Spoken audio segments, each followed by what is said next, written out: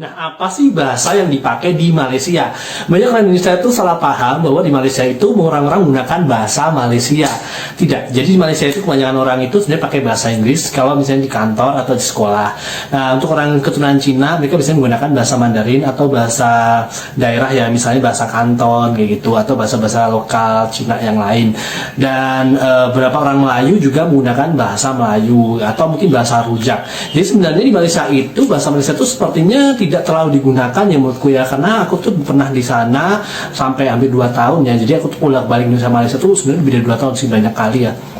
Dan yang aku pahami bahwa di sana itu kalau kita ketemu orang Cina ya ngomongnya pakai bahasa Mandarin, kalau kita ketemu orang Melayu pakai bahasa Inggris. Kalau jadi kita itu kalau misalnya pakai bahasa Indonesia, banyak orang Malaysia tuh ngira itu bego gitu. Jadi aku selalu berusaha pakai bahasa Inggris kalau ketemu sama orang Malaysia, dan kalau ketemu sama orang Cina Malaysia aku pakai bahasa Cina supaya lebih dihargai. Assalamualaikum warahmatullahi wabarakatuh. Teman-teman, parah juga ya. Kalau nggak pakai bahasa Inggris di Malaysia, itu dibilang bodoh. Ya, dibilang goblok. Ya, ini akhirnya mempengaruhi setiap orang terpaksa ya harus menggunakan bahasa Inggris supaya dihargai di Malaysia. Termasuk cerita dari salah satu ini yang membuat video mengatakan bahwa ketika dia berada di Malaysia, karena dia bolak-balik ya ke Malaysia bukan 1-2 kali saja, ya terpaksa harus menggunakan bahasa Inggris untuk berkomunikasi, karena kalau menggunakan bahasa Indonesia atau mungkin dia nanti menggunakan bahasa Melayu, itu dicap sebagai orang bodoh. Nah, kenapa di Malaysia ini ya terjadi krisis seperti ini? Jadi bahasa Melayu itu bisa dikatakan bahasa Melayu layu sebelum berkembang.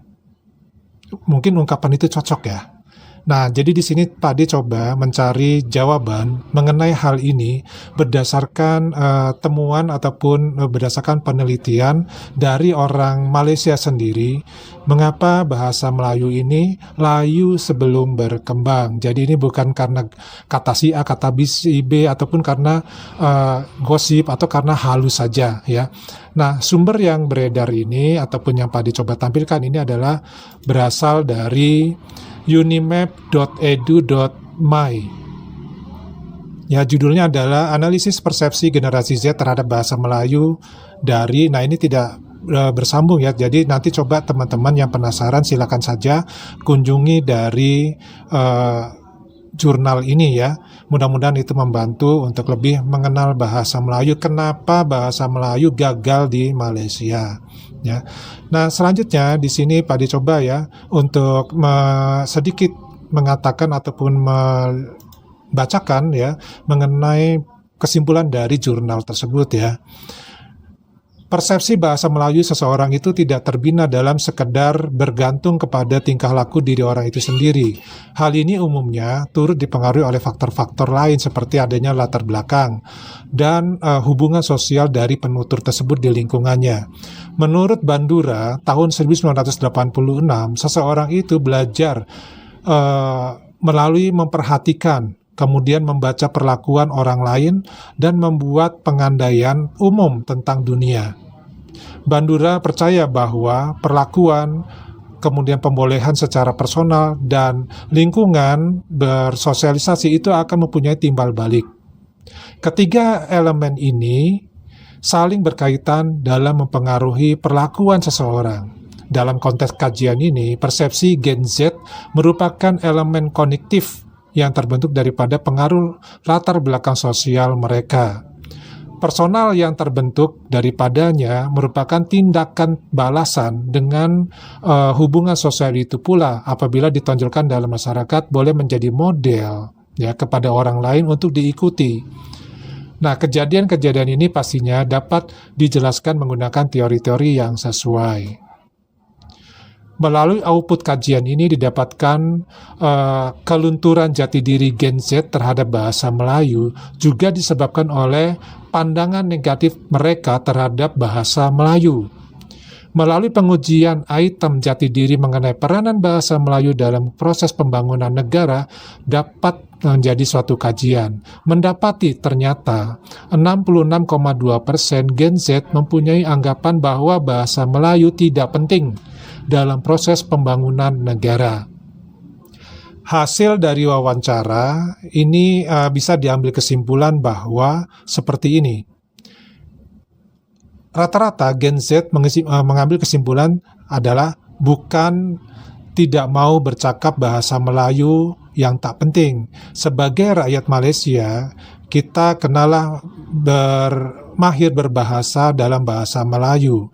Tetapi kalau dalam konteks pembangunan negara ini, bahasa Inggris lebih penting rasanya. Macam kita orang ke universitas, semua buku rujukan dalam bahasa Inggris. Persyaratan mengajar pun dalam bahasa Inggris. Nah, dari hasil kesimpulan percakapan ini sudah menggambarkan mengapa bahasa Melayu itu tersingkirkan. Jadi, yang pertama harus bisa bahasa Inggris untuk dikatakan sebagai orang yang pintar, orang yang cerdas, orang yang berpendidikan. Pak dilanjut. Berdasarkan wawancara tersebut, kajian ini mendapat gambaran bahwa Gen Z dalam kajian ini lebih meyakini peranan bahasa Inggris itu lebih penting dibandingkan dengan bahasa Melayu.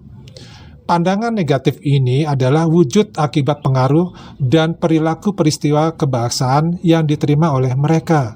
Gen Z merupakan generasi yang lahir dan membesar dalam era sekarang ini, yaitu era yang mementingkan penggunaan bahasa asing, terutamanya bahasa Inggris.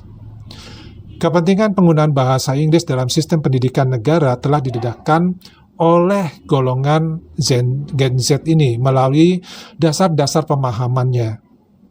Apabila dasar dari perkenalan oleh kerajaan pada ketika itu, keadaan ini telah menguatkan lagi persepsi golongan bahwa penguasaan bahasa Inggris amat penting bagi menjalani kehidupan dalam era kemodernan sekarang ini.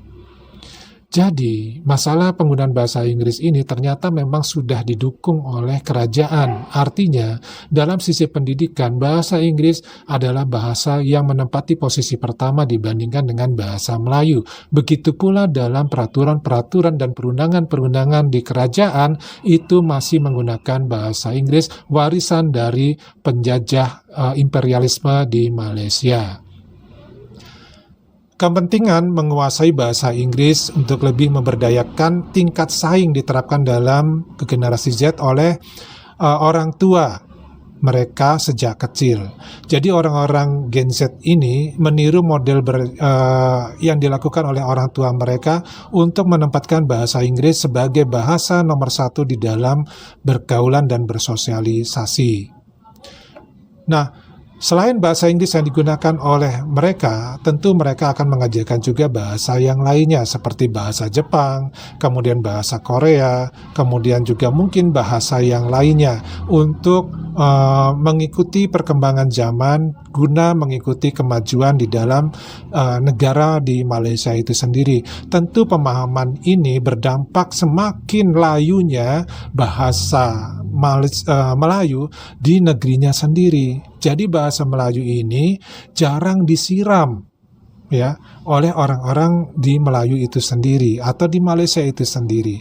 Inilah kenapa bahasa Melayu semakin terpinggirkan.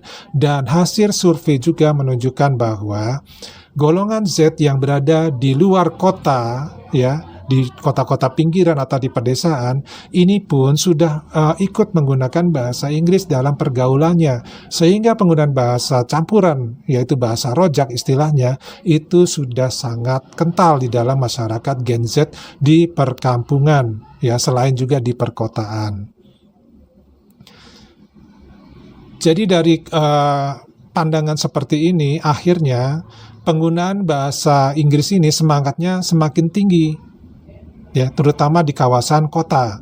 Nah, akibat dari penggunaan dalam bahasa Inggris ini, akhirnya masyarakat ini lebih cenderung di dalam penggunaan bahasa Inggris dalam kehidupan sehari-hari untuk percakapan, baik itu dicampur dengan bahasa Melayu ataupun dicampur dengan bahasa daerah yang lainnya. Hal inilah yang menyebabkan terjadinya kelunturan bahasa Melayu di kalangan pendidikan, karena di dalam dunia pendidikan bahasa Melayu pun banyak tidak digunakan. Nah, kesimpulannya apa? Dalam kajian ini menyimpulkan bahwa mengenal bahasa Melayu itu tidaklah terlalu penting daripada bahasa Inggris, karena penggunaannya sendiri tidak bisa dilakukan begitu membanggakan oleh pengguna dalam bahasa itu sendiri. Nah, teman-teman, uraian tadi berdasarkan analisa yang sudah menjadi kajian umum dalam suatu jurnal, ini sudah menggambarkan dengan jelas bahwa memang terjadi permasalahan di dalam penguatan bahasa Melayu di negeri Malaysia itu sendiri. Sehingga tidak menjadi satu hal yang asing ketika orang lebih pandai berbahasa Inggris daripada bahasa Melayu sendiri. Ketika orang lebih merasa pintar, lebih merasa ngetren, lebih merasa lebih modern menggunakan bahasa Inggris daripada bahasa Melayu. Inilah sebabnya. Oke teman-teman, daripada ini aja dulu, kita nanti ketemu di video yang lainnya. Semoga teman-teman selalu dilimpahkan rezeki, dilimpahkan anugerah, dilimpahkan kesehatan dalam kehidupan kita sehari-hari menjadi lebih sejahtera oleh Allah Subhanahu wa Ta'ala. Wassalamualaikum warahmatullahi wabarakatuh. Salam.